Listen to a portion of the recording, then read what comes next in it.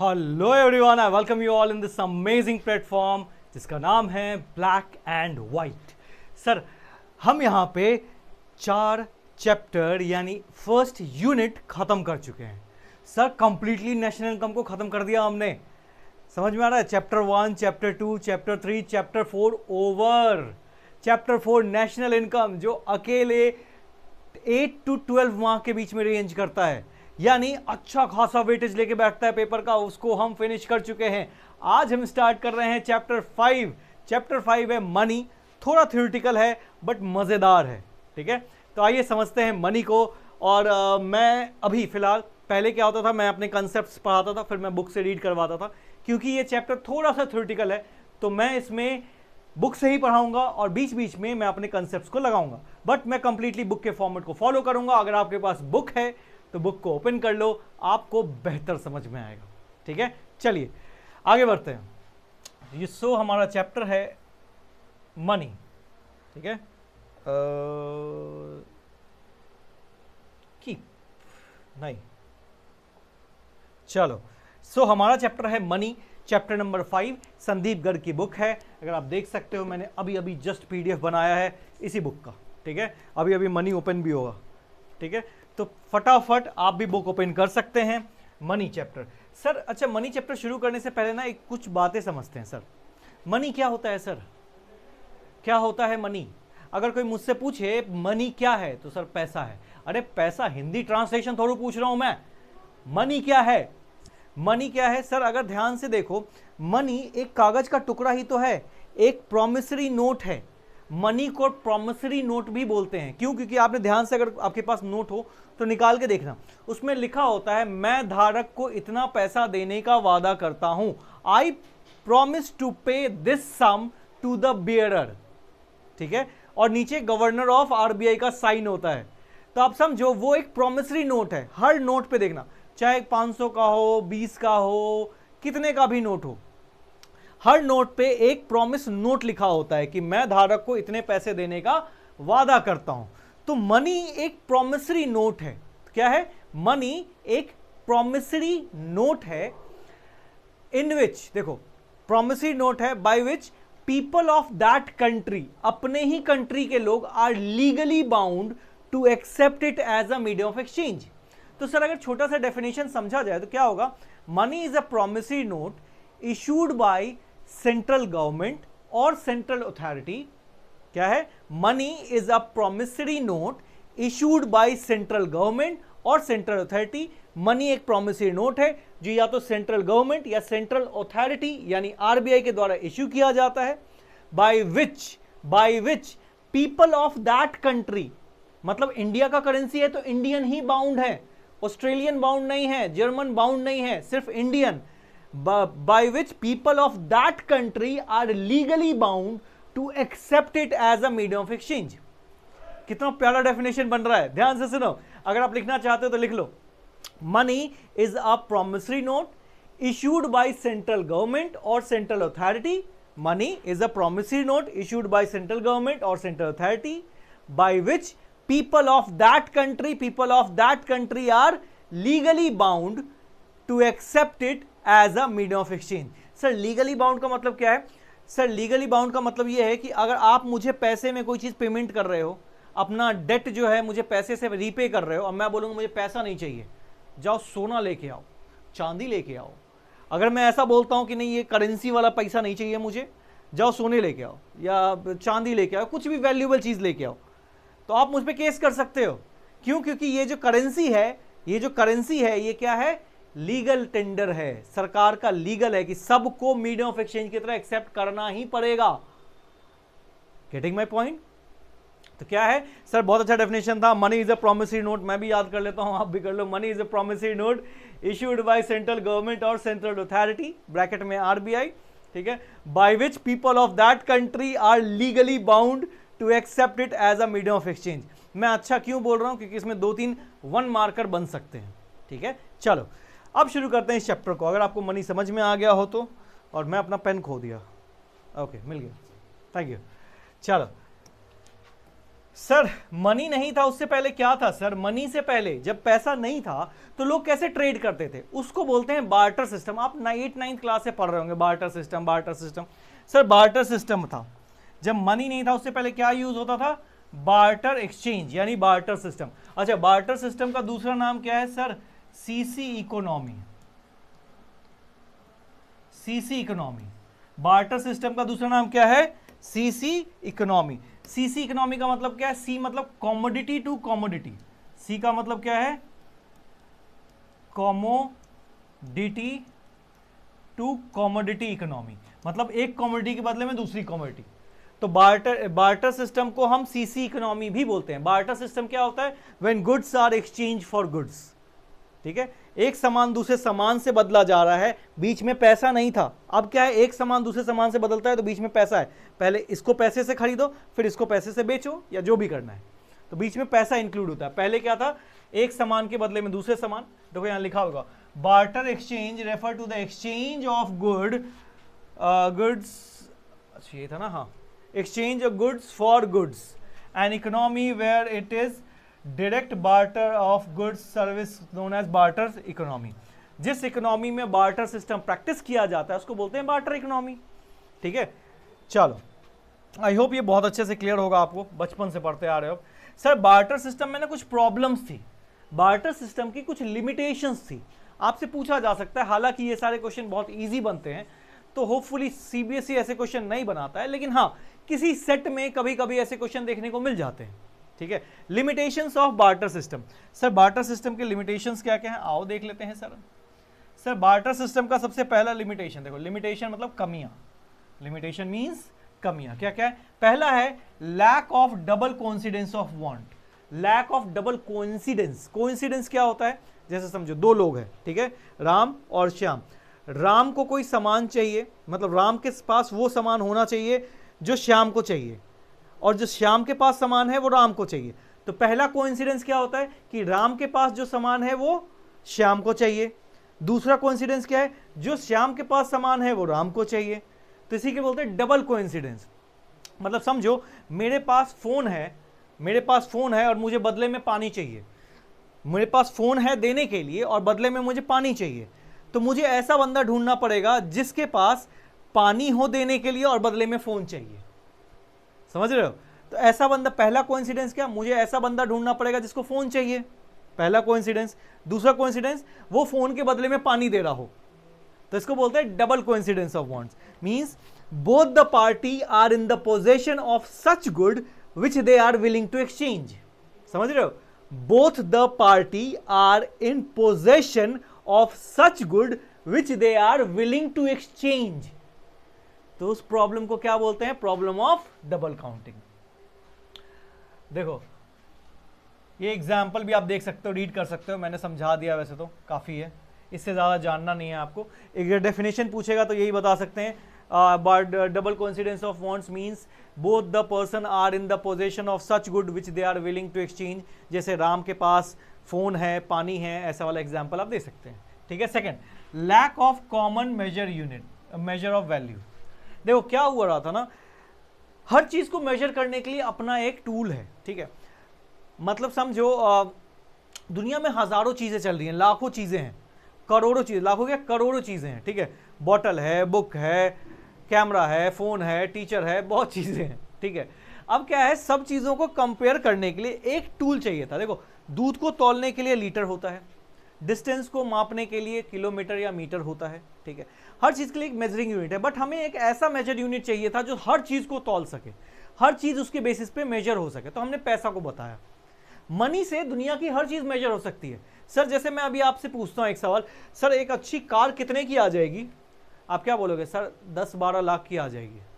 आपने क्या किया, अच्छी कार को पैसे से क्या किया, मेजर कर दिया। मैंने बोला कि एक अच्छा फोन कितने तक का आ जाएगा? आपने बोला सर 30-40 हजार का आ जाएगा। तो आपने क्या किया, अच्छे फोन को 30-40, खराब फोन 10-15। तो आप क्या कर रहे हो, हर चीज को पैसे से मेजर कर रहे हो। तो पैसा सिर्फ मीडियम ऑफ एक्सचेंज नहीं है, पैसा एक मेजरिंग टूल भी है जो हमें मेजर करने में हेल्प कर रहा है। ठीक है, तो क्या है, कॉमन मेजर, हर चीज को मेजर कर सकते हैं इसमें पैसे से। ठीक है, चलो हाँ ठीक है, क्लियर है ये बात। इसको और अगर एग्जाम्पल लिखना हो तो आप ऐसे लिख सकते हैं, वीट को भी पैसा से कंपेयर किया जा सकता है, राइस को भी पैसा से कंपेयर किया जा सकता है, ठीक है। तो अगर पैसा है तो मैं वीट भी खरीद सकता हूं, राइस भी खरीद सकता हूं। तो हर एक आइटम को पैसे से कंपेयर किया जा सकता है, मेजर किया जा सकता है, कंपेयर नहीं मेजर किया जा सकता है, ठीक है। लैक ऑफ स्टोरेज, देखो lack of standard and defer payment. Sir standard and defer payment, defer word का मतलब समझो, डेफर का मतलब होता है फ्यूचर पेमेंट, फ्यूचर पेमेंट, या फिर इसको हम कॉन्ट्रैक्चुअल पेमेंट भी बोलते हैं। मतलब क्या होता है समझना सर, जो पैसा हमने आज लिया है और कल किसी और को वापस कर रहा हूं, पहले ये पॉसिबल नहीं हो पा रहा था सर। जैसे आज मैंने आपसे लिया, मान लेते हैं 1 लीटर तेल लिया, पेट्रोल, ठीक है। कल जब मैं पेट्रोल वापस कर रहा हूं तो पेट्रोल के रेट गिर गए, तो जो मैंने लिया था वो मैंने वापस कहां किया, आपको समझना मेरी बात को। जैसे कभी आपने देखा होगा टमाटर के रेट जो है 200 रुपए तक पहुंच गए थे। अब समझो मैंने आपसे 1 केजी टमाटर लिया था, 30 रुपए केजी चल रहा था उस टाइम पे। अब जब मैं वापस कर रहा हूं तो 200 रुपए चल रहा है, तो जो मैंने लिया था उससे ज्यादा वापस कर रहा हूं ना, तो सेम तो नहीं वापस कर पा रहा हूं, सेम कॉन्ट्रैक्चुअल पेमेंट तो नहीं हो पा रहा है ना। तो इसी के लिए फ्यूचर पेमेंट करने के लिए पैसा जरूरी है। अगर मैंने आपसे 100 रुपए लिए थे 2 महीने पहले, आज मैं आपको 100 रुपए वापस कर सकता हूं, तो जितना वैल्यू लिया था उतना ही वैल्यू पेमेंट कर रहा हूं, यानी फ्यूचर पेमेंट करना पॉसिबल है। समझ रहे हो ना। आप अपने किसी दोस्त से पैसे ले लो, अगर आप 100 रुपए लेते हो तो 100 रुपए उसको वापस कर सकते हो, ठीक है। और कॉन्ट्रैक्चुअल पेमेंट क्या हो जाता है सर, जैसे अगर मान लेते किसी को सैलरी जॉब पे रखा है हमने, ठीक है, किसी को जॉब पे रखा है, अब उसको क्या पे करूं मैं। अगर मैंने आपको नौकरी पे रखा है, चलो भाई हमारे यहाँ नौकरी करना, ठीक है, नौकरी में क्या करना है आपको, पढ़ाई करना है। ओ सर ये तो हो ही नहीं पाएगा मेरे से, पढ़ाई ही तो नहीं हो पाता, ये बाकी सर कुछ भी करवा लो वो कर लेंगे, लेकिन पढ़ाई नहीं कर सकते हैं बस। लेकिन मैंने आपको एक जॉब दिया पढ़ने का, ठीक है। अब बोलो सर सैलरी कितनी दोगे, मैं अब सैलरी कितने दोगे, तो मैंने बताया कि आपको 1 किलो चावल दूंगा, 2 किलो आटा दूंगा, 100 ग्राम हल्दी दूंगा। तो आप बोलोगे सर ठीक है आटा दाल चावल तो हो गया, अगर मुझे पिज्ज़ा खाना है तो वो तो नहीं दे सकता मैं। तो मतलब क्या है, मतलब मैं आपको कॉन्ट्रैक्ट पेमेंट कर ही नहीं पा रहा हूं। मैं क्या क्या दे दूं आपको कॉन्ट्रैक्चुअल पेमेंट में, तो उससे बेहतर है कि मैं आपको पैसा देता हूं, जो मर्जी है खरीदो जाके, पिज्जा खाना है, दाल खाना है, रोटी खाना है, जो खाना है खाओ। तो यानी कॉन्ट्रैक्चुअल पेमेंट या फ्यूचर पेमेंट करना पॉसिबल हो पाया था इससे, ठीक है। आओ देखते हैं, देखो यहां लिखा भी होगा, the borrower may not be able to arrange goods and exact same quantity. यानी अगर मैंने आपसे 1 केजी टमाटर लिया था और वापस से 1 केजी कर रहा हूं, उस समय रेट इंक्रीज हो गया है, तो क्या है मेरे लिए तो लॉस है ना बेटा। तो एग्जैक्ट सेम क्वांटिटी नहीं कर पाते थे। Conflict regarding which specific commodity is to be use for repayment, ठीक है, कि हमने लिया क्या था और वापस क्या करें ताकि सेम वैल्यू वापस हो, ये चीज करना मुश्किल हो रहा था। Sir lack of store of value, lack of store of value का मतलब क्या होता है सर, किसी भी चीज को स्टोर करना बड़ा मुश्किल हो गया था। जैसे समझो मान लेते हैं मैं अपने बच्चे के लिए पैसा जमा कर रहा हूं, ठीक है। अब अगर पैसा नहीं होता तो मैं अपने बच्चे के लिए क्या दाल चावल इकट्ठा करता कि मुझे फॉरेन भेजना है बच्चे को पढ़ने के लिए। लेट्स सपोज मैं अपने बच्चे को विदेश भेजना चाहता हूं पढ़ने के लिए, तो आज से सेविंग शुरू करूंगा। अब मैंने सेविंग शुरू किया, मेरे पास चावल था तो मैं चावल सेव करूंगा, जब वो 10 साल से 18 साल का वो चावल खराब हो जाएगा, मेरी सारी सेविंग खत्म, ठीक है। तो यानी बार्टर सिस्टम में हम सामान को इकट्ठा करते थे और सामान की कोई शेल्फ लाइफ नहीं होती है, इसी के लिए उसको स्टोर करना बड़ा मुश्किल हो गया था। आज जैसे आप पापा की चीजें, पापा का पैसा आपको मिल जाता है, आपके आगे जनरेशन को मिल जाए, क्योंकि पैसा था वो मिल रहा है, समझ रहे हो। यहाँ पे अगर पैसा नहीं होता सामान है, तो अगर आप सामान स्टोर करोगे, कोई भी सामान को स्टोर करना चाह रहा है पीपल, थोड़ी बहुत भी सेविंग करना चाह रहा है तो वो नहीं कर सकता था, लेकिन पैसे की वजह से कर पा रहा है, ठीक है। चलो बहुत बेसिक सी चीजें हैं ये सारी, मैं ज्यादा इसमें दिमाग भी नहीं लगा रहा। चलो फंक्शन ऑफ मनी, ठीक है। उसके बाद आता है फंक्शन ऑफ मनी। मनी के 2 फंक्शन है, प्राइमरी फंक्शन और सेकेंडरी फंक्शन, ठीक है। प्राइमरी के बेसिकली मनी के 2 फंक्शन है, प्राइमरी फंक्शन और सेकेंडरी फंक्शन, ठीक है। प्राइमरी फंक्शन क्या होता है, medium of exchange and major of value. अभी हमने पढ़ा मीडियम ऑफ एक्सचेंज और major of value. Primary function क्या है, मीडियम ऑफ एक्सचेंज, यानी पैसा एक्सचेंज के काम आता है, पहला primary function. Second major of value, value को मेजर करने के लिए पैसे की इस्तेमाल किया जाता है, पैसे को इस्तेमाल किया जाता है, ठीक है। सेकेंडरी क्या है, स्टैंडर्ड एंड डेफर पेमेंट, यानी फ्यूचर पेमेंट करने के लिए या स्टोर करने के लिए। अच्छा, अगर आपसे पूछता है what are the function of money, तो आप सीधे सीधे इन चारों को भी लिख सकते हो, कोई दिक्कत नहीं। ऐसा नहीं है कि प्राइमरी सेकेंडरी करके लिखना है। फंक्शन ऑफ मनी सर 4 है, medium of exchange, major of value, store of value, standard and defer payment. लेकिन अगर आपसे पूछता है what is the primary function of money, तो आपको ये दोनों बताना पड़ेगा। अगर आपसे पूछता है what is secondary function of money, तो ये दोनों बताना पड़ेगा। तो बेसिकली इसको एक बारी तो बना ही लो, ठीक है, उतना कोई मुश्किल है नहीं। सर मीडियम ऑफ एक्सचेंज देख लेते हैं एक बार थोड़ा थोड़ा। मीडियम ऑफ एक्सचेंज क्या होता है, means money as a medium of exchange mean that it can be use to make payment for all transaction. पैसा मीडियम ऑफ एक्सचेंज है, इसका मतलब क्या है कि किसी भी ट्रांजेक्शन के लिए पैसा दिया जा सकता है। गोलगप्पे खाने हैं, मोमोज खाना है, समोसे खाने हैं, किसी भी ट्रांजेक्शन के लिए पैसे दिए जा सकते हैं, इसी के लिए इसको बोलते हैं मीडियम ऑफ एक्सचेंज।